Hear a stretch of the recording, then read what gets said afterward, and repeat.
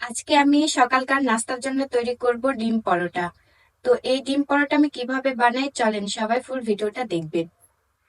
তার জন্য আমি একটা বাটি নিয়েছি, তো এখন এই দুইটা ডিম আমি ভেঙে এখানে দিব।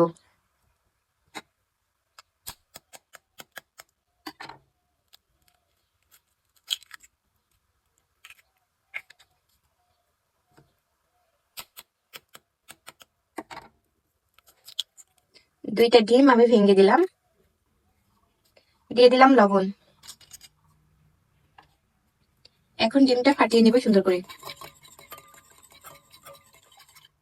এই তো ডিমটা ফাটানো হয়ে গেল, এখন আমি দিয়ে দিব ময়দা। এখানে দিয়ে দিলাম আমি ময়দা প্রায় এক বাটির মতন। তার সঙ্গে দিয়ে দিব কিছুটা পানি।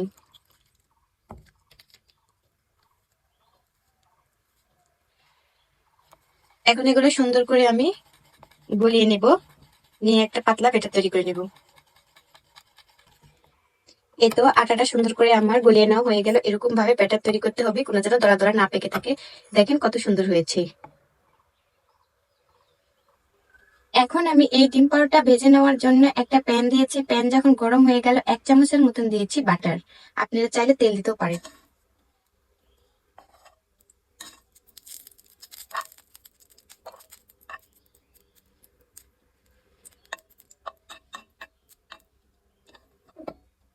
এখন আমি ব্যাটারটা দিয়ে দিব 2 চামচ করে। খুব সহজে কিন্তু এই নাস্তাটা আপনারা তৈরি করতে পারবেন সকালে।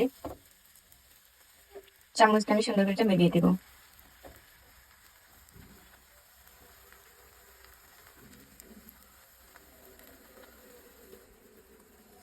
এক পাশ যখন হয়ে গেল, তখন আমি এটা উল্টে দিব।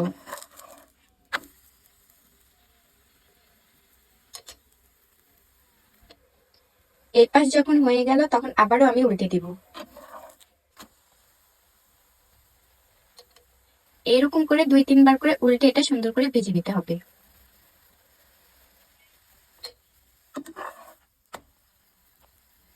দেখেন আমার এই পরোটাটা কত সুন্দর হয়েছে, তাই না? এইরকম করে কিন্তু আপনারা একদম খুব সহজে 2 মিনিটে এত সুন্দর পরোটা বানাতে পারেন। তো এদিকে আমার পরোটাগুলো ভেজে নেওয়া হয়ে গেলে এটা আমি উঠিয়ে নিব। তো দেখেন কত সুন্দর হয়েছে পরোটাটা। এভাবে করে সবগুলো পরোটা আমি বানিয়ে নেব। ফাইনালি আমার ডিম পরোটা হয়ে গেছে। দেখেন কত সুন্দর হয়েছে আমার এই ডিম পরোটা রেসিপি।